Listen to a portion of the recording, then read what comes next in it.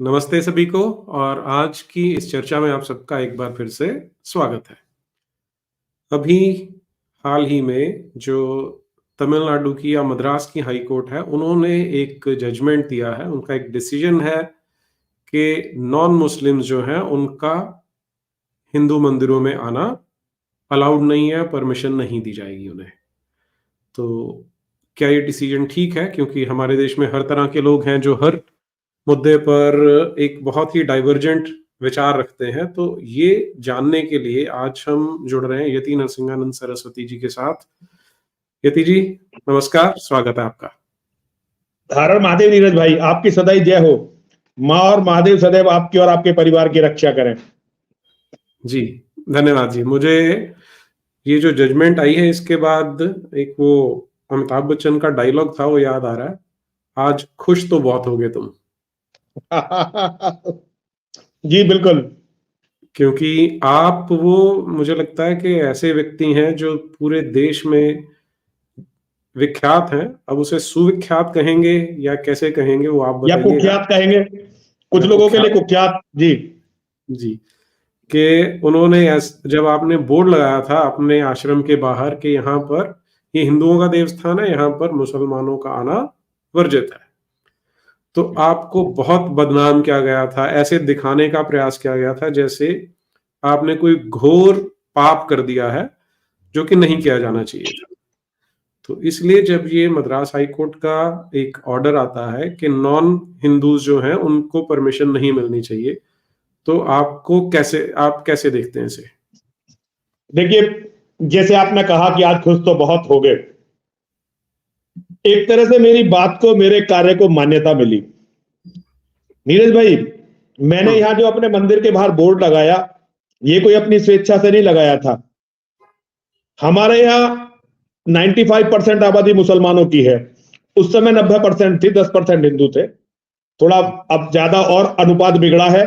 मुसलमानों ने बहुत तेजी से बच्चे पैदा किए हैं, हिंदुओं ने उतनी तेजी से बच्चे नहीं पैदा किए, तो यह अनुपात बहुत बिगड़ गया। पूरा डासना क्षेत्र में हिंदुओं का केवल एक यही मंदिर था। उनका घूमने की जगह समझ लीजिए, पूजा की जगह समझ लीजिए, महिलाओं के बैठने की जगह समझ लीजिए। टासने में और महिलाएं कहीं नहीं जा सकती थी, हमारी बहनें, हमारी बेटियां, हमारी माताएं। तो यहां मुसलमानों के लड़के आते थे उन्हें अपना शिकार समझ के, और बहुत बदतमीजी करते थे। स्थिति यह थी कि नवरात्रि के मेले में, अच्छा सबसे बड़ी बात यह थी कि पुलिस जो है मुसलमानों को कुछ नहीं कहती थी। जब भी कोई बात होती थी तो हिंदुओं को पीटती थी। मतलब मुसलमानों के बच्चे लड़कियां छेड़ते थे, पुलिस पर शिकायत जाती थी तो पुलिस हिंदुओं के साथ बदतमीजी करती थी, मुसलमानों को कुछ नहीं कहती। और एक खास बात और, मुसलमानों के लड़के, जवान लड़के बदतमीजी करते थे। उनको अगर हम कुछ कहें तो बड़े बड़े, इतनी लंबी लंबी दाढ़ी वाले बूढ़े आते थे और उन लड़कों का पक्ष लेकर हमसे लड़ाई करते थे। देखिए नीरज भाई, अच्छे बुरे लोग सब में होते हैं, मैं इस बात से इंकार नहीं करूंगा। ऐसा नहीं है कि केवल मुसलमान ही लड़की छेड़ते हो, हिंदू लड़की बिल्कुल ना छेड़ते हो, ऐसा बिल्कुल नहीं है। लेकिन हिंदुओं में एक बात कभी भी संभव नहीं है। मान लीजिए आपका बेटा या आपका छोटा भाई अगर किसी लड़की से कोई बदतमीजी करता है और लड़की के माता पिता आपके पास अपनी पीड़ा, अपनी समस्या लेके आते हैं, अपनी पीड़ा और अपनी समस्या लेके आते हैं, तो आप अपने बेटे को या छोटे भाई की पिटाई करोगे या गाली दोगे कम से कम, और उसका पक्ष तो किसी भी कीमत पर नहीं लोगे जी। आप तो बहुत अच्छे आदमी हैं। हिंदुओं में जो बहुत बुरे बुरे भी आदमी हैं, बहुत बुरे बुरे भी आदमी हैं, जैसे हमारे यहां रावण और कुंभकर्ण। कुंभकर्ण को पता चला कि भाई सीता का अपहरण करके ले आया, तो कुंभकर्ण ने बहुत डांटा रावण को। जी। हमारे यहां राक्षस भी ये काम नहीं करते। तो हिंदुओं में लड़के बुरे हो सकते हैं, लेकिन इस मामले में परिवार की सपोर्ट कभी भी हिंदुओं के साथ नहीं होती। मुसलमानों में खास बात है, जब मुसलमानों के लड़के हिंदुओं की बेटियों को छेड़ते हैं, हिंदुओं की बेटियों को परेशान करते हैं, तो उन्हें पूरी कम्युनिटी की, अपनी पूरी कम्युनिटी की हर तरह की सपोर्ट और हर तरह की मदद मिलती है। तो हमें कई साल इसे झेलते झेलते हो गए थे। एक बार मैं मंदिर से बाहर गया 7-8 दिन के लिए, और मैं जब मंदिर में घुसा 7-8 दिन बाद मैंने आकर अपनी गाड़ी खड़ी की तो एक बूढ़ी अम्मा रो रही थी और उन्होंने कहा, बाबा तेरे होते हुए भी हमारी बेटियों की ये दुर्गति, देख ये मुसलमान का लड़का मेरी बेटी से ऐसे ऐसे कह रहा। बड़े गंदे शब्द थे। नीरज भाई हमारे साथ हमारे शिष्य थे, हमने कहा भाई पकड़ो इसे। अब हमने उसे पकड़ा तो हंसने लगा, हमें धमकाने की कोशिश की और एक विधायक का नाम लिया कि मैं उसका बेटा हूं, विधायक का बेटा हूं, ये बताया। हमने कहा भाई तू किसी का भी बेटा हो, हमारे मंदिरों में घुस के हमारी बहन बेटी हो, तू ये थोड़ी कह सकता है। तो हमारे साथ भी उसने लड़ने का प्रयास किया। तो पहले तो मैंने उसकी अच्छी तरह से सेवा करवाई। मैंने अपने बच्चों से कहा पहले तो इसकी अच्छी तरह से सेवा करो, और उसके बाद मैंने मंदिर के बाहर ये बोर्ड लगवाया कि ये हिंदुओं का तीर्थ स्थल है और यहां मुसलमानों का प्रवेश वर्जित है। और फिर जितना संघर्ष हुआ आप सबसे परिचित है जी। मुझे कम से कम 250 से 300 के बीच में अलग अलग चैनलों पर मुझे इंटरव्यू हुए, उन्होंने मेरे से इसके बारे में पूछा। तो मैंने सभी जगह जो खास बातें कही, मैंने कहा जो हिंदुओं के मंदिर हैं या हिंदुओं के तीर्थ स्थान है वो हिंदुओं की आस्था और श्रद्धा का केंद्र है, वो कोई पिकनिक स्पॉट नहीं है, वो कोई टूरिस्ट प्लेस नहीं है, वो हिंदुओं की आस्था और श्रद्धा का केंद्र है। यहां जिसकी आस्था और जिसकी श्रद्धा है ही नहीं वो इन मंदिरों में आना ही क्यों चाहता है। और इस पर बड़े बवंडर हुए। आपने एक सुना होगा कि एक बहुत मासूम सा छोटा बच्चा हमारे यहां आ गया था जो हमारे यहां हमारी शिवलिंगों पर को अपवित्र कर रहा था। उसके एक थप्पड़ लग गया था तो पूरा हिंदुस्तान डोल गया था। एक पूरा प्रकरण इस बारे में भी हुआ। तो हमें इसके लिए बहुत संघर्ष करना पड़ा। जब मद्रास हाई कोर्ट ने अपना निर्णय लिखा इस बारे में एक जनहित याचिका में, तो उन्होंने एग्जैक्ट उन्हीं शब्दों का प्रयोग किया जिन शब्दों को मैं लगातार बोलता रहा था जी। मद्रास हाई कोर्ट ने लिखा कि हिंदुओं के तीर्थ स्थान और मंदिर ये पिकनिक स्पॉट नहीं है, यहां कोई मौज मस्ती के लिए नहीं जा सकता। अगर दूसरे धर्म के लोग वहां जाना चाहते हैं तो उन्हें पहले शपथ पत्र देना होगा कि उनकी आस्था और श्रद्धा इन देव स्थानों में है और वहां के देवता में है। और उन्होंने सारे मंदिरों को आदेश, सरकार को आदेश दिया कि हर मंदिर पर एक ऐसा बोर्ड टांगा जाए जिसमें लिखा हो कि ये हिंदुओं का तीर्थ स्थल या मंदिर है, यहां गैर हिंदुओं का प्रवेश वर्जित है। और नीरज भाई ये एक ऐतिहासिक फैसला है, बहुत बड़ा फैसला है।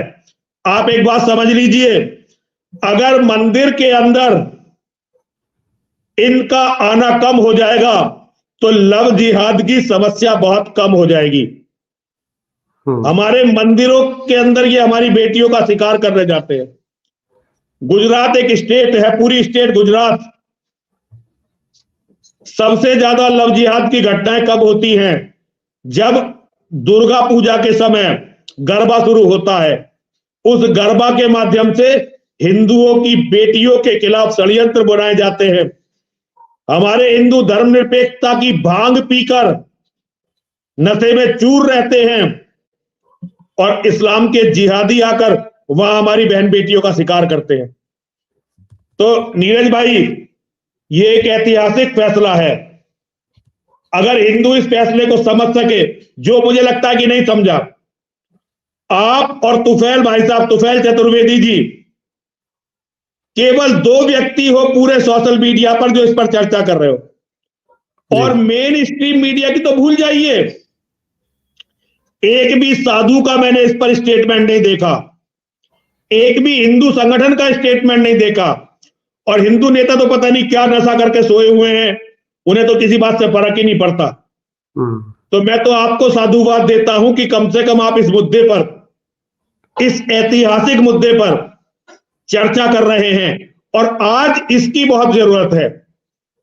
जी जी। एक बात बताइए, एक तो ये हो गया कि कोर्ट ने इस पे डिसीजन दे दिया कि आपको अब बोर्ड बाहर लगाने होंगे ताकि जो नॉन हिंदू हैं वो प्रवेश ना करें। अब इससे जुड़ी दो चीजें उठती हैं आगे। एक तो ये है कि बहुत सारे ऐसे विदेशी होते हैं जिन्हें कुछ चार्ज लेकर, कुछ पैसे लेकर मंदिरों में आने दिया जाता है, लेकिन कोर्ट ने उसमें भी वैसे तो ये क्लियर कर दिया है कि जहां ध्वज लगेगा उसके बियॉन्ड वो नहीं आ सकते। उन्होंने यदि वास्तुशिल्प देखना है, कला देखनी है, तो बाहर से देखकर वो वहां से वापस चले जाएं। लेकिन कुछ लोगों का तर्क ऐसा है कि ये जो विदेशी आते हैं इनमें से बहुत सारे बड़े जेन्युइन होते हैं जो जानना चाहते हैं धर्म के बारे में, तो उन्हें अगर नहीं आने दिया जाएगा तो क्या ये उनके साथ कहीं पर थोड़ा सा नहीं, वो शपथ पत्र दें। उन्हें शपथ पत्र देने में क्या दिक्कत है? वो ये शपथ पत्र दें कि वो सनातन धर्म में गहरी आस्था रखते हैं, सनातन धर्म के बारे में जानना चाहते हैं, उन्हें मंदिर में जाने दिया जाए और बताया जाए। इसमें कोई दिक्कत जो है मुझे नहीं लगता इस निर्णय से होनी चाहिए। मुझे नहीं लगता नीरज भाई जी। अच्छा, तो दूसरा जो मुद्दा इसमें आता है, अभी आपने देखा होगा कि जब अयोध्या में प्राण प्रतिष्ठा होती है तो वहां पर बहुत सारे मुसलमान भी आए, वो जालीदार टोपी लगा के आए और उन्होंने वहां पर प्रसाद भी लिया, मंदिर में दर्शन भी किए, बाहर भी आए और बड़ी बड़ी अच्छी बातें भी बोली। तो इसके विषय में क्या सोचते हैं? देखिए, ये तो बहुत बड़ा एक राजनीतिक ड्रामा है नीरज भाई। आपने देखा होगा कि जो वहां पर आए, जो मुसलमान वहां पर आए, वो मूर्ति के सामने झुके नहीं। ऐसे बहुत सारे वीडियो हैं कि वो गए ऐसे ही खड़े रहे, मूर्ति वहां रामलला की प्रतिमा के सामने वो झुके भी नहीं, और अच्छी अच्छी बातें बोली उन्होंने हिंदुओं को बहकावे में रखने के लिए। गीता का एक सूत्र है, संशय आत्मा विनश्यति, जहां संशय होगा वहां उनका विनाश हो जाएगा। यह गीता का सूत्र है, हमें इस सूत्र को हमेशा याद रखना पड़ेगा। नीरज भाई, एक बात आपके ध्यान में लाना चाहता हूं।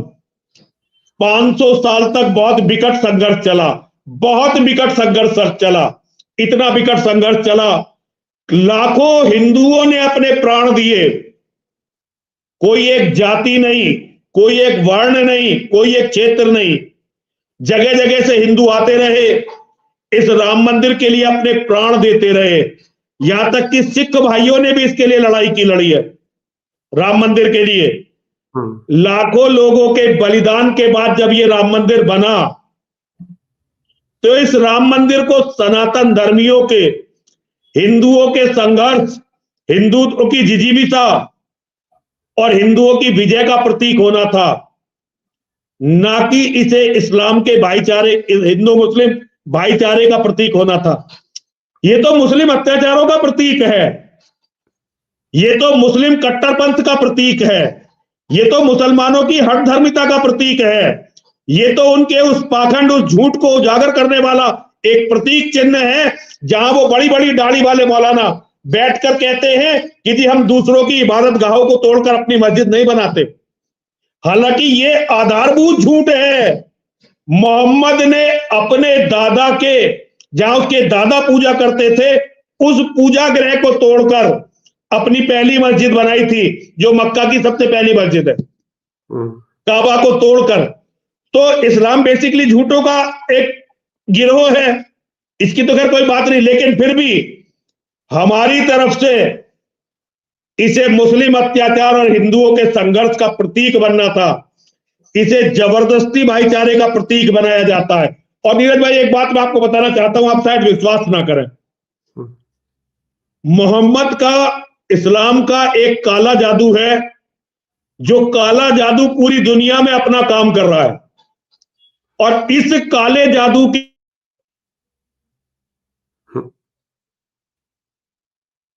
ये क्या हुआ? आपकी आवाज आनी बंद हो गई है तीजी।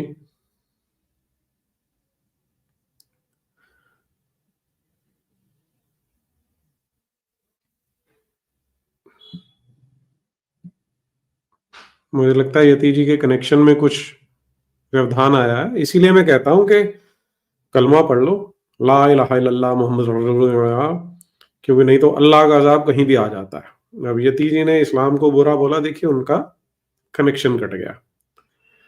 तो ये मुझे लगता है जिस काले जादू की वो बात कर रहे थे, वो अल्लाह मियाँ ने इन्हीं के ऊपर चला दिया है। मैं तो बहुत ही सेक्युलर व्यक्ति हूँ और मुझे लगता है कि इस्लाम बहुत अच्छा है और अल्लाह के जो 99 नाम है उनमें से कोई एक भी हिंसा की बात नहीं करता। तो उनसे हम ये बात करेंगे जब यति जी हमारे साथ जुड़ते हैं दोबारा से, लेकिन अभी आप सब ये ध्यान रखिए कि जो मंदिर बनाए जाते हैं वहां पर ऐसा माना जाता है कि प्राण प्रतिष्ठा की गई है तो वहां पर देवताओं का निवास होता है, और यदि देवों का निवास है वहां पर तो फिर वहां किसी ऐसे व्यक्ति को अनुमति दी जानी चाहिए जो उन देवों में विश्वास नहीं रखता। यति जी जुड़ गया मुझे लगता है हमसे। जी यति जी, मैं आपसे तो इससे पहले कि आप कुछ कहें, क्योंकि आप कुछ कहें, मैं आपको पहले बता दूं कि आपने इस्लाम को गलत बोला, अल्लाह का अजाब तुरंत आपके ऊपर आ गया, तो मैं आपको दीन की दावत दे रहा हूं, तुरंत कलमा पढ़ लें और दीन को कबूल कर लें। नहीं देखिए, कलमे का जो पहला भाग है उसमें मुझे कोई ऐतराज नहीं है, ला इलाहा इल्लल्लाह, इसमें मुझे कोई ऐतराज नहीं है। इसका जो दूसरा भाग है वो बकवास है। ये तो हमारे वेदों का सूत्र है, परमात्मा अकेला है, निरंकार है और सर्वशक्तिमान है। ये हमारा ही सूत्र है। हमारा ही सूत्र तो चुराया, उसमें एक चोर ने अपना नाम डाल दिया, उसे हम स्वीकार नहीं कर सकते। तो कोई बात नहीं, अब ये शैतानी जादू है, ये इस्लाम का काला जादू है जो पूरी दुनिया में काम कर रहा है, और ये काला जादू केवल वो लोग तोड़ सकते हैं। जी, आपकी जो वीडियो थोड़ी धुंधली होगी है, जैसे ही आपने अल्लाह के बारे में अपशब्द कहे हैं। असल में क्या है, लाइट चली गई है और लाइट जाने से मेरा वाईफाई बंद हो गया है, और अब ये जो है अपने उस पर नेटवर्क पे काम कर रहा है, जो मोबाइल का अपना नेटवर्क है ना नीरज भाई, तो अल्लाह का ऐसे ही होता। एक ये तो मजाक की बात अलग है नीरज भाई, हमारे बड़े अच्छे मित्र हैं सुदर्शन चैनल के मालिक जो है सुरेश चौहानके जी। सुरेश चौहानके जी ने एक आंदोलन चलाया जनसंख्या नियंत्रण कानून के लिए। उनकी मांग थी कि हमारे दो तो सबके दो। तो उन्होंने जब इसकी तैयारी कर रहे थे तो एक मीटिंग बुलाई, उस मीटिंग में उन्होंने मुझे भी बुला लिया, मैं भी गया। मैंने इस आंदोलन में उनकी बहुत सपोर्ट की थी, क्योंकि मैं ये जानता था, पहले मेरा बहुत प्रयास था कि जनसंख्या नियंत्रण के लिए कठोर कानून बने भारत में। तो उन्होंने कहा कि भाई हमें इस कार्य के लिए कुछ मुसलमान भी साथ लेने चाहिए, ताकि मैसेज ये जाए कि मुसलमान भी इसकी मांग कर रहे हैं। मैंने सुरेश जी को एक बात बताई, मैंने कहा सुरेश जी, ये मुसलमान, क्योंकि मैंने इस्लाम को मस्जिदों से और मदरसों से सीखा है, इस्लाम को मैंने कहीं भी जो है किताबों से पढ़कर नहीं सीखा, तो मैं मुसलमानों की आदतों को जानता हूं। वो हिंदुओं के किसी भी कार्यक्रम में जाते हैं तो वो कोशिश करते हैं कि गाय का मांस खाकर उस कार्यक्रम में जाएं। किसी की शादी में जाएंगे तो गाय का मांस खाकर जाएंगे, किसी की पूजा में जाएंगे तो गाय का मांस खाकर जाएंगे, किसी के राजनीतिक कार्यक्रम में जाएंगे तो गाय का मांस खाकर जाएंगे, और मंदिरों में तो खासतौर से जाएंगे तो गाय का मांस खाकर जाएंगे। जहां गाय का मांस खाया हुआ कोई व्यक्ति विद्यमान होता है, वहां हिंदुओं की सात्विक ऊर्जा काम नहीं करती, फिर वहां तामसिक शक्तियां काम करती हैं। हिंदुओं की तामसिक शक्ति बहुत प्रचंड है, लेकिन उन्हें साधने वाले बहुत कम हैं। साधारण व्यक्ति तो इनके बारे में जानता भी नहीं है। तो जो सात्विक ऊर्जा को हिंदू जगाने की कोशिश करते हैं, वो सात्विक ऊर्जा खत्म हो जाती है। तो मुसलमान कोशिश करते हैं कि हिंदुओं का कोई भी अच्छा काम हो, वहां मुसलमान जाएं जरूर, और वहां मुसलमान अपने शैतान का नाम लेते हैं। जो शैतान है उनका, जिसके बारे में आप बहुत अच्छी अच्छी बात बता रहे थे अभी, उसका नाम लेते हैं, तो वहां सात्विक ऊर्जा खत्म हो जाती है। आपने देखा कुरान की एक आयत है कि ए मोमिनो जिहाद करो, यदि तुम 10 हो तो 100 पर भारी पड़ोगे, 100 हो तो 1000 पर भारी पड़ोगे, क्योंकि अल्लाह ने इन काफिरों की बुद्धि खराब कर दी है। और नीरज भाई इस बात को बिल्कुल सही मानिए, इस्लाम का काला जादू अधिकतर लोगों की बुद्धि पर पड़ा हुआ है। वो सच को स्वीकार ही नहीं करना चाहते, मानना नहीं चाहते। एक तरफ तो मुसलमानों के छोटे छोटे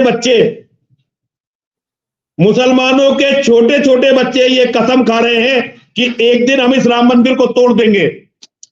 दूसरी तरफ हमारे तथाकथित हिंदू संगठनों में ये होड़ लगी हुई है कि भाई हम कितने मुसलमानों को वहां बुलाकर ये सिद्ध कर दे कि वे मुसलमान बहुत अच्छे होते हैं। तो बड़े बड़े मौलाना वहां बुलाए गए, उन सारे मौलाना वो गोश्त खाकर वहां गए, गाय का गोश्त ज्यादातर खा के गए, क्योंकि गाय का गोश्त उन्हें आराम से अवेलेबल है। और गाय का गोश्त खाने के बाद उन्होंने वहां कलमा पढ़ा। कलमा अपने आप में बहुत बड़ी विध्वंसक एक प्रक्रिया है, देखा जो सभी सात्विक ऊर्जाओं को समाप्त करती है। देखिए एक वीडियो जरा सुनिए आप, जरा ये कुछ बच्चों का वीडियो है, जरा इसे सुनेंगे सब लोग।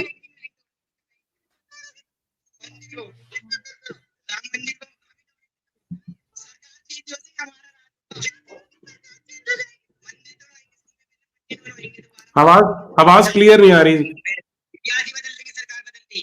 जब तक आपकी सरकार है, आप जो कर सकते हो, मस्जिद तोड़कर मंदिर बनाओ, जो कर सकते हो, आपकी मर्जी, आपकी सरकार है। जब हमारी सरकार आएगी, पुराना वाला दौर वापस ला देंगे। अगर तुम्हारा त्योहार है, सब मुसलमानी एरिया में दुकान है गोश्त की, तो उनमें निकलना बनना बंद कर दो। ये जो सरकार अब आपकी है, कानून आपका है, जो करना है कर लो। फिर जब सरकार बदलेगी, पुराना वाला दौर ला देंगे, इतिहास वही पुराना वाला हो जाएगा।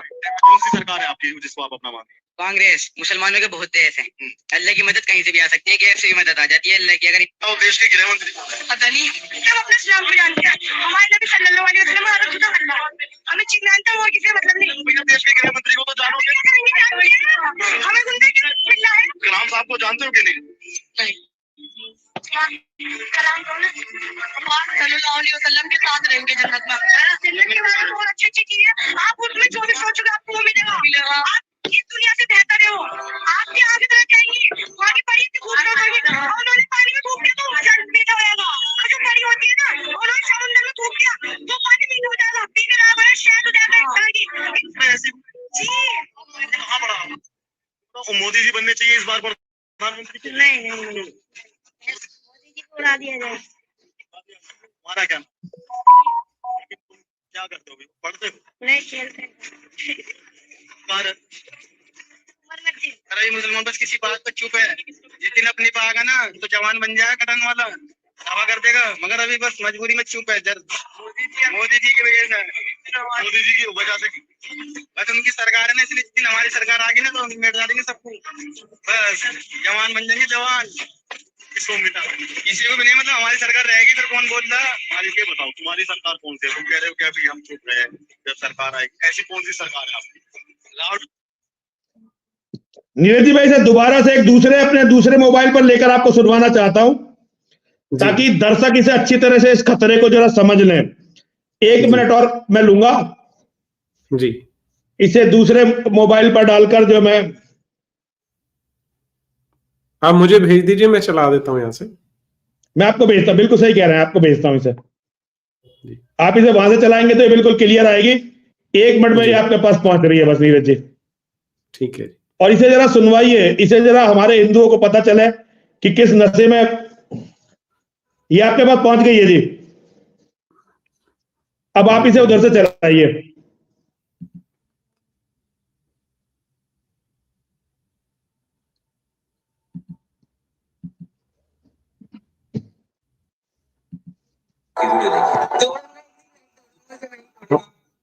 ऐसे नहीं,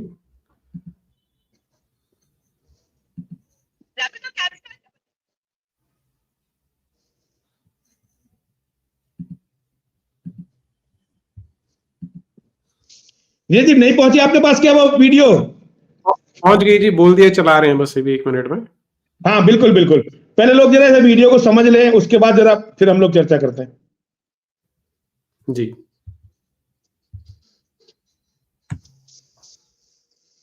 एक दिन मैं ही तोड़ूंगा उसे, मैं ही तोड़ूंगा। मंदिर को। किस मंदिर को? राम मंदिर को हम ही तोड़ेंगे सब।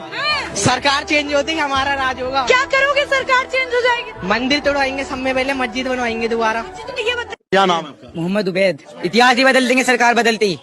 कि जब तक आपकी सरकार है आप जो कर सकते हो, मस्जिद तोड़कर मंदिर बनाओ, जो कर सकते हो आपकी मर्जी, आपकी सरकार है। जब हमारी सरकार आएगी पुराना वाला दौर वापस ला देंगे। अगर तुम्हारा त्योहार है, सब मुसलमानी एरिया में दुकान है गोश्त की, तो उनमें निकलना पड़ना बंद कर दो। ये जो सरकार अब आपकी है, कानून आपका है, जो करना है कर लो। और फिर जब सरकार बदलेगी पुराना वाला दौर ला देंगे, इतिहास वही पुराना वाला हो जाएगा। कौन सी सरकार है आपकी जिसको आप अपना मानते हैं? कांग्रेस। मुसलमानों के बहुत देश हैं, अल्लाह की मदद कहीं से भी आ सकती है, गैप से भी मदद आ जाती है अल्लाह की। अगर तो देश के गृह मंत्री पता नहीं, हम अपने इस्लाम को जानते हैं, हमारे नबी सल्लल्लाहु अलैहि वसल्लम हमारा खुदा अल्लाह, हमें चीज मानते हैं और किसी से मतलब नहीं। देश के गृह मंत्री को तो जानोगे? क्या करेंगे जान के? हमें उनसे क्या मिलना है? कलाम साहब को जानते हो कि नहीं? नहीं।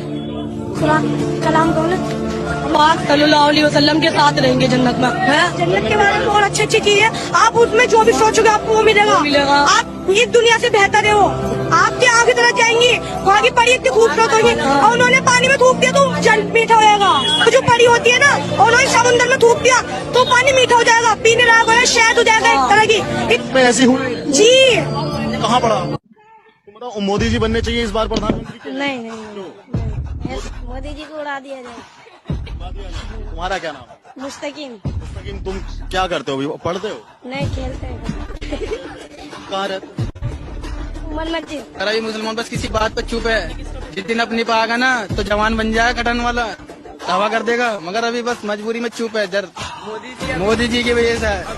मोदी जी की वजह से बस उनकी सरकार है ना, इसलिए जिस दिन हमारी सरकार आ गई ना तो हम मिटा देंगे सबको। बस जवान बन जाएंगे जवान। किसको मिटा? किसी को भी नहीं, मतलब हमारी सरकार रहेगी फिर कौन बोल रहा। ये बताओ, तुम्हारी सरकार कौन सी है? तुम कह रहे हो कि अभी हम चुप हैं, जब सरकार आएगी। ऐसी कौन सी सरकार है आपकी? राहुल जी।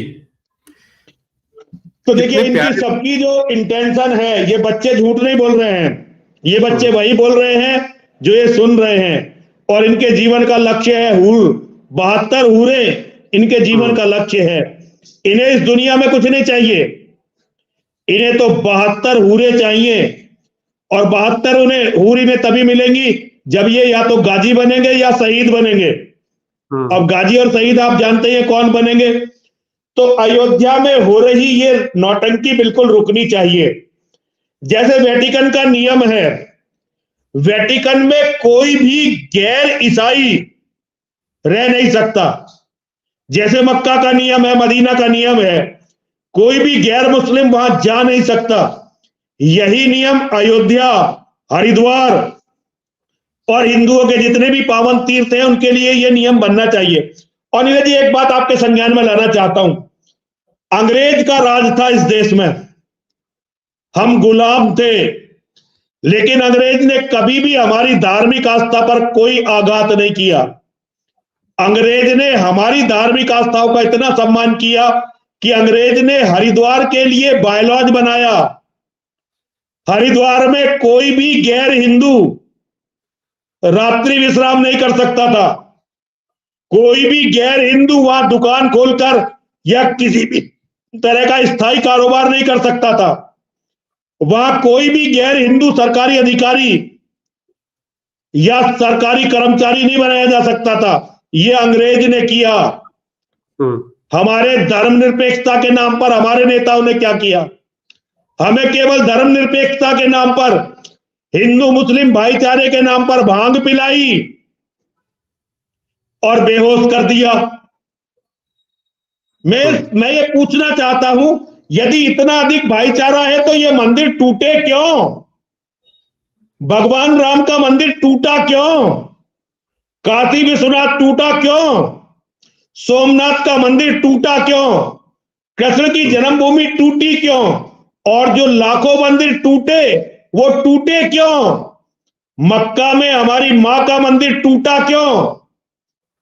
ये मंदिर तभी तो टूटे जब मुसलमानों ने कहा भाई अपने सिवा किसी को रहने ही नहीं देंगे।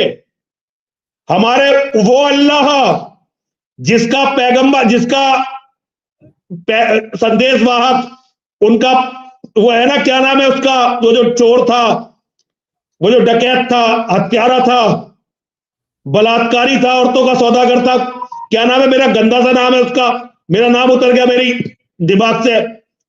उन्होंने कहा जी हमारा जो चोर था, हमारा जो लुटेरा था, हमारा जो ये डकैत था, हत्यारा था, मरी हुई औरतों से बलात्कार करने वाला, बलात्कारी औरतों का सौदागर, ये जिस अल्लाह का पैगंबर है, उस अल्लाह के अलावा हम किसी को पूजने ही नहीं देंगे। उनकी इस जिद, इस अहंकार ने हमारे इतने सारे मंदिर, हमारे पूजा गृह तोड़े, और आज भी हम ये दिखाना चाहते हैं कि भाई ये तो बहुत अच्छे हैं। तो इससे बड़ी मूर्खता नीरज भाई कुछ और हो नहीं सकती। हमें इस आत्मघाती मूर्खता को छोड़ना पड़ेगा, और वो रक्त रंजित इतिहास जो राम मंदिर का है वो दीवारों पे अंकित होना चाहिए। एक एक व्यक्ति जिसने राम मंदिर के लिए अपना बलिदान दिया, और कैसे कैसे बलिदान दिया, वो दीवारों पर लिखा जाना चाहिए। तभी तो आने वाली पीढ़ियों को पता चलेगा कि कितने बलिदानों से ये धर्म, ये संस्कृति बची है। वरना आने वाले लोग तो यही समझेंगे कि भाई ये लोग विदेश, ये जो लुटेरे, अरबी लुटेरे थे, जगह जगह से आते थे, और इस देश में जितनी भी अच्छे मंदिर हैं वो इन्होंने मिलकर बनाए हैं। वरना इनके आने से पहले तो हमें तो कुछ बनाना आता ही नहीं था। जी।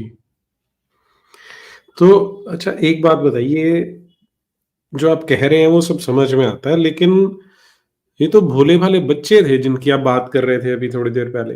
हाँ, तो उनके विचार देखिए ना, कितने अच्छे विचार हैं। वो केवल ये इंतजार कर रहे हैं कि ये सरकार जाए, कोई और सरकार आए, तो उनके जो भोले भाले पैगंबर साहब हैं, उनकी जो आज्ञा है उनका पालन करें। तो बच्चे कहां गलत? देखिए, बच्चों की गलती मैं बता ही नहीं रहा हूं। बच्चे तो अपने पैगंबर साहब, जो इस्लाम का रोल मॉडल है, उनकी जो कमांड है, उनकी जो इच्छा, उन्हें तो पूरा करना चाहते हैं, सुन्नत को ही तो पूरा करना चाहते हैं। बच्चों की क्या गलती है? बच्चों की कोई गलती नहीं है, बच्चे बिल्कुल ठीक कर रहे हैं। जी। अच्छा, तो अब जब आप ये बात कर रहे हैं कि वो इस तरह से प्लान कर रहे हैं, तो हमें भी तो उन्हें, जो जैसे हमारा तो गांधी जी का देश है, गांधी जी कहा करते थे हिंदू मुस्लिम एकता होनी चाहिए, तो आप, मुझे लग रहा है, उसका विरोध कर रहे हैं। तो देखिए, मैं तो गांधी के संपूर्ण अस्तित्व का विरोध करता हूं। गांधी हिंदुओं के विनाश, हिंदुओं के साथ हुए विश्वासघात का प्रतीक है। गांधी इस देश के विनाश का प्रतीक है। मैं उन मूर्खों में से नहीं हूं जो भारत और पाकिस्तान के विभाजन का विरोध करते हैं। मैं तो ये मानता हूं कि अंग्रेज ने यह बहुत अच्छा कार्य किया था कि भारत का विभाजन करवाया, लेकिन गांधी जैसे धूर्तों के कारण मुसलमानों को 2 देश मिले और हिंदुओं को यह सराय मिली, जहां से अब उन्हें भगाया जाना बाकी रह गया है। और यही राम मंदिर के साथ हो सकता है। मुसलमानों को जो 5 एकड़ जमीन मिली, उस पर गजबाए हिंद का, उस पर जिहाद का सबसे बड़ा केंद्र बन सकता है, और हिंदुओं को मिलेगा एक पिकनिक स्पॉट, जहां वो जाकर पैसे चढ़ाएंगे, और उस पैसे का कार्य हो, उस पैसे से विकास कार्य होंगे, उस पैसे से गुलाल खरीदा जाएगा जो किसी मुसलमान के घर से आएगा, उस पैसे से वे तिरंगे खरीदे जाएंगे जो मंदिरों में लहराए जाएंगे, उस पैसे से टेंडर छोड़े जाएंगे किसी गुलाम मुस्तफा के लिए, किसी अली के लिए, किसी मोहम्मद के लिए, कि वो खाना सप्लाई करे, खाने की चीजें सप्लाई करे। एक और सराय हमें मिल जाएगी। आप मस्जिद का तो समझ लीजिए, दुनिया की सबसे बड़ी मस्जिद बन रही है मोहम्मद के नाम पर। दुनिया की सबसे बड़ी मस्जिद बन रही है वहां पर अब अयोध्या में। ऐसा ना हो कि वो अयोध्या तो पूरी दुनिया के जिहाद का सबसे बड़ा केंद्र हो जाए, और हिंदुओं का कंफ्यूजन, हिंदुओं का संशय हिंदुओं को ले डूबे। तो इसका मतलब आप जो हमारी गंगा जमुनी तहजीब है उसका विरोध करते हैं फिर? गंगा जमुना का मैं कैसे विरोध कर सकता हूं? गंगा भी हमारी, जमुना भी हमारी। मैं तो इन जिहादियों का विरोध करता हूं, गंगा जमुना का विरोध नहीं करता मैं। जी। गंगा जमुना में इन अरब के लुटेरों का क्या है? न गंगा इनकी, न जमुना इनकी, इनका तो जमजम भी नहीं है। नीरज भाई, अगर ठीक से रिसर्च हो जाए ना तो पता चले इनका तो जमजम भी नहीं है। जमजम भी मेरी और आपकी निकलेगी जो हमसे छीन ली गई। जी जी। तो अच्छा, तो ये जो हाई कोर्ट का जजमेंट है, इससे आप मूल रूप से, जैसे हम बोलते हैं कि प्रिंसिपली आप इससे सहमत है कि ये तो होना ही चाहिए था? ये बहुत बड़ा स्टेप है, बहुत सहमत नहीं हूं, नतमस्तक हूं उस जज के चरणों में जिसने ये निर्णय दिया। उसने हमारी पीड़ा को स्वर दिए हैं, हमारे सिद्धांत को आगे बढ़ाया है। जो बात हम आपसे कहते रहे हैं, सारी दुनिया से कहते रहे हैं, उसे न्यायपालिका के द्वारा आज उसे बहुत बल मिला है, उसे संवैधानिक स्वर मिले हैं। तो मैं बहुत बहुत ऋणी हूं इस न्यायाधीश का जिन्होंने ये निर्णय दिया है। ये ऐतिहासिक निर्णय है, पूरे हिंदू समाज को उनका समर्थन करना चाहिए। और आज हर जगह ये PIL लगनी चाहिए, हर स्टेट में, सुप्रीम कोर्ट में। और एक मांग ये उठनी चाहिए कि हमारे मंदिरों का चढ़ावा केवल हिंदुओं के काम आना चाहिए, ये किसी भी घटिया विकास कार्य में नहीं जाना चाहिए। इससे गुरुकुल बनने चाहिए, इससे हमारे धर्म पर रिसर्च होनी चाहिए, इससे हमारे अध्यात्म, हमारे इतिहास की खोज होनी चाहिए। यह हमारे लिए काम में लगना चाहिए। जी जी। कोई दर्शक है, प्रश्न पूछना चाह रहे हैं आपसे? जी बिल्कुल बिल्कुल, स्वागत है। शूरवीर प्रोग्राम गुरुदेव के गुरुकुल के लिए अपना हटाकर गुरुजी के अकाउंट की डिटेल्स अपनी वेबसाइट पर डाली है और 10 को एवरी मंथ फंड रेज करते हैं हम लोग। गुरुदेव आप और नीरज जी दिल में हैं हर हिंदू के। जी धन्यवाद। बहुत बहुत साधुवाद आपको, बहुत बहुत धन्यवाद, बहुत बहुत आशीर्वाद आपको। पत्थर tosser 1 billion Hindus are dogs according to Salman Azhari in Junagadh speech. देखिए आपने बिल्कुल सही कहा, बिल्कुल सही है सलमान, उसने खुलकर कहा भाई। उसने हिंदुओं तुम्हारी औकात, तुम्हारे नेताओं की औकात, तुम्हारे धर्मगुरुओं की औकात खुल के बताई। उनका बच्चा बच्चा कह रहा है भाई, केवल सलमान अजहरी नहीं कह रहा है, उनका बच्चा बच्चा कह रहा है। और तुम्हारे पास एक भी ऐसा नेता या धर्मगुरु नहीं है जो खुलकर इस बात को कह भी सके। तो आज अपनी गिरबान में झांकने का समय है। सलमान अजहरी को गाली देके कुछ नहीं होने वाला। तुम्हें यह देखना पड़ेगा कि तुम्हारे में क्या कमी है कि उसने कुत्ता कह दिया और जवाब में तुम्हारा एक भी कोई धर्मगुरु, एक भी संगठन का नेता, एक भी राजनेता बोला तक नहीं। असल में मुझे तो लगता है कई लोगों को कुत्तों से इंफीरियरिटी कम्प्लेक्स होता है, क्योंकि कुत्ते तो बड़े वफादार होते हैं, बड़े अच्छे जानवर होते हैं। तो ये मुझे तो जानते हैं कि हिंदू उनके वफादार हैं। भाई हिंदुओं ने पिछले 1400 साल में जिहादियों से जितनी वफादारी निभाई है, कुत्ते वफादार होते हैं मालिक के प्रति, अपनी कौम के प्रति वफादार नहीं होते। कुत्ते की खास बात है नीरज भाई, कुत्ता मालिक के प्रति वफादार होगा, दूसरे कुत्ते के प्रति वफादार नहीं होगा। अगर कुत्ते एक दूसरे के प्रति वफादार हो जाएं, तो कुत्तों को कभी फिर गुलाम नहीं बनाया जा सकेगा, फिर तो कुत्ते भेड़िए हो जाएंगे, है ना। तो कुत्ते मालिकों के प्रति वफादार होते हैं। आज भी हमारे यहाँ बहुत सारे कुत्ते हैं, हमारे यहाँ तो ऐसे ऐसे कुत्ते हैं, आप गौरक्षकों को मार दो वो संसद में जाकर रोने लगेंगे।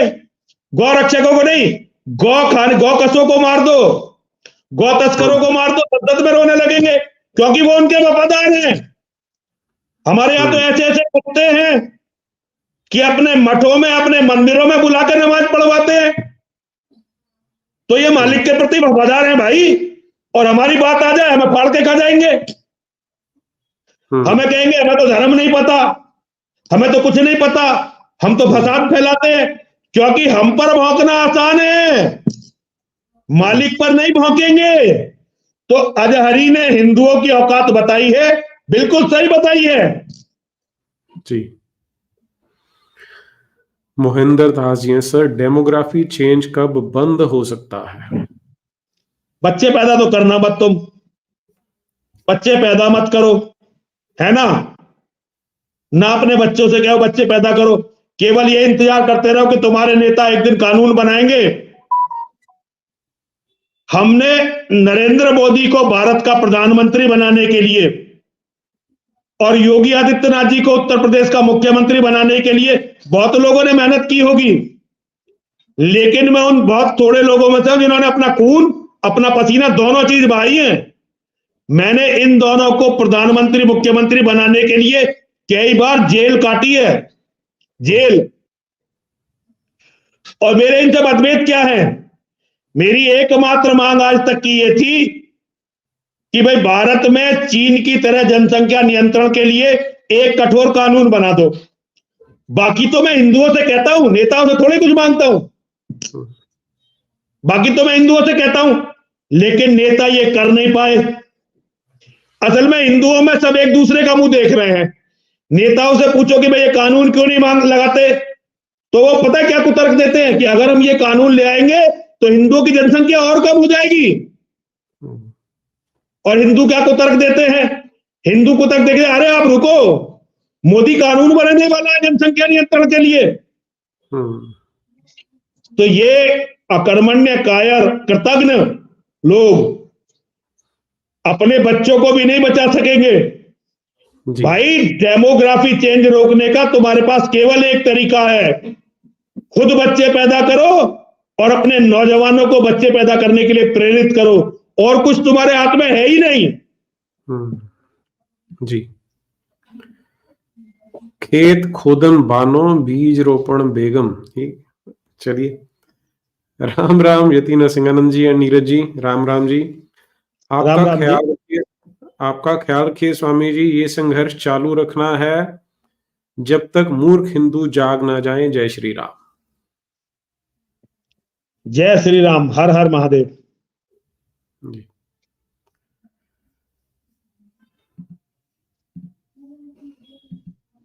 जी, आज के प्रश्न यही है हमारे लिए।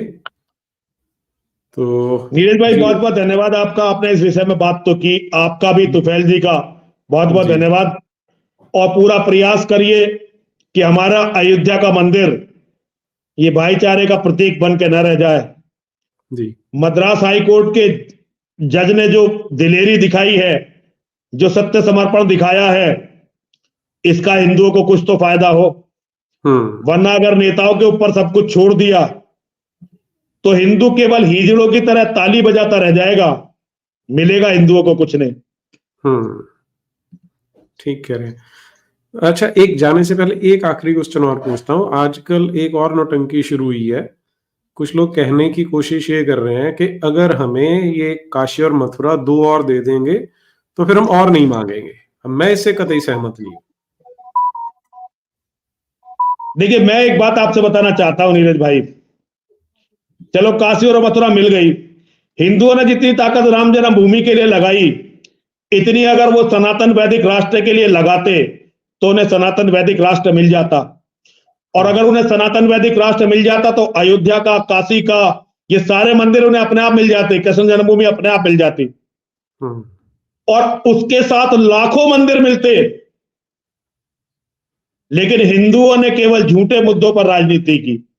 एक तो मैं आपको बता दूं, हिंदुओं के पास इतना समय नहीं है कि ज्ञानव्यापी को, काशी वाराणसी वाले ज्ञानव्यापी को और कृष्ण जन्मभूमि को पूर्णतः ले पाएंगे, क्योंकि मुकदमे बहुत लंबे चलेंगे और डेमोग्राफी चेंज बहुत जल्दी सब कुछ बर्बाद कर देगा। ये एक तरह का, मैं तो इसे एनेस्थीसिया मानता हूं। जैसे 10वीं क्लास के प्रैक्टिकल में हमें मेंढक देते ना कि पहले मेंढक को क्लोरोफॉर्म सुंघाओ और उसके बाद काट दो, ताकि मेंढक को पता ही ना चले कि वो कट गया। तो मैं तो इन सब चीजों को एक एनेस्थीसिया मानता हूं। हिंदुओं को उसका विनाश न दिखे, हिंदुओं को आती हुई विनाश की काली आंधी ना दिखे, हिंदुओं को अपनी बर्बादी ना दिखे, इसके लिए इन मुद्दों का प्रयोग किया जा रहा है। मैं तो इससे ज्यादा नहीं मांग, और मैं, इसका मतलब ये नहीं है कि मैं इन मंदिरों को लेने का विरोधी हूं। मैं तो चाहता हूं ये मंदिर भी मिले और हमें मक्का का महादेव का मंदिर भी मिले। हमारी माता की जो 365 मूर्तियां थी, जिसमें अल उज्जा, अल नात और मनात 3 देवियां तो प्रमुख थी, मैं तो चाहता हूं वे 3 देवियां उस मंदिर में भी स्थापित हों। लेकिन इसके लिए लड़ाई को बेसिक से लड़ना पड़ेगा। हम कुछ फूलों को काटकर, जहरीले कुछ फूलों को काटकर जिहाद के वटवृक्ष को खत्म होने का नहीं कह सकते कि वटवृक्ष कुछ फूलों को काटने से खत्म हो जाएगा।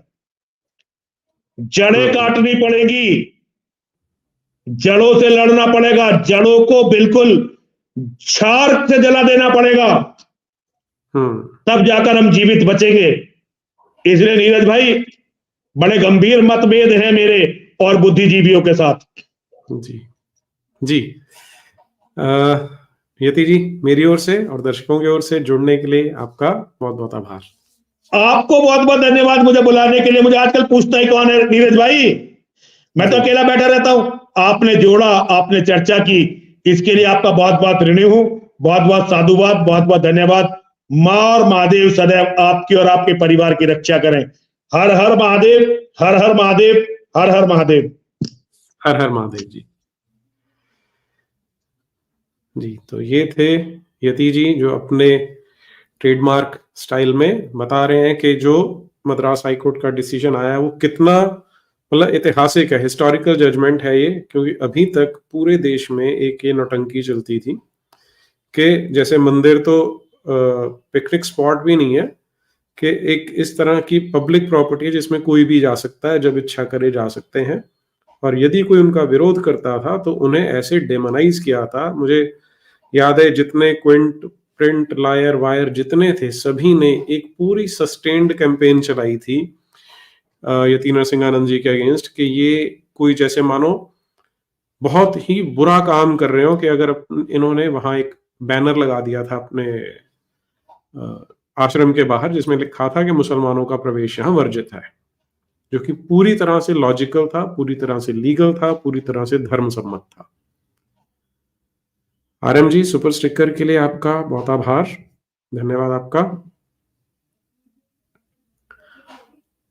अमित पटेल जी, अल्लाहू भुखमरी, भुखमरी, हाँ भुखमरी तो जहां ये ज्यादा कलमा पढ़ते हैं, पाकिस्तान देख लीजिए, अफगानिस्तान देख लीजिए, वहां पर यही हालत हो जाती है। तो आपकी असेसमेंट तो ठीक है, लेकिन इसमें क्या है कि हमारे देश में जो कानून बने हैं वो ऐसे हैं कि जब आप बोलेंगे अल्लाहू भुखमरी तो कोई उठ के खड़ा होके सेक्शन 295A या 153A लगा सकता है।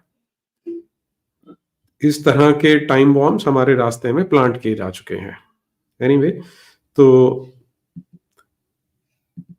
मेन चीज ये है कि ये जो इस तरह की विक्ट्रीज मिल रही हैं, उन्हें संजो के रखने की आवश्यकता है, ताकि जो अभी तक विरोध होता रहा है सनातन का या सनातन को सपोर्ट करने वालों का, जो थोड़ा सा भी एक वो सेक्युलरिज्म की जो बंधी हुई सीमा थी उससे बाहर जाने का प्रयास करता था, उसे डेमोनाइज कर देते थे। ये मद्रास हाई कोर्ट ने एक बहुत अच्छा डिसीजन दिया है, जो एक हमें हिंदू मंदिरों की सैंक्टिटी बनाए रखने में बहुत हेल्प करेगा। तो समापन की ओर बढ़ते हैं। हर हर महादेव।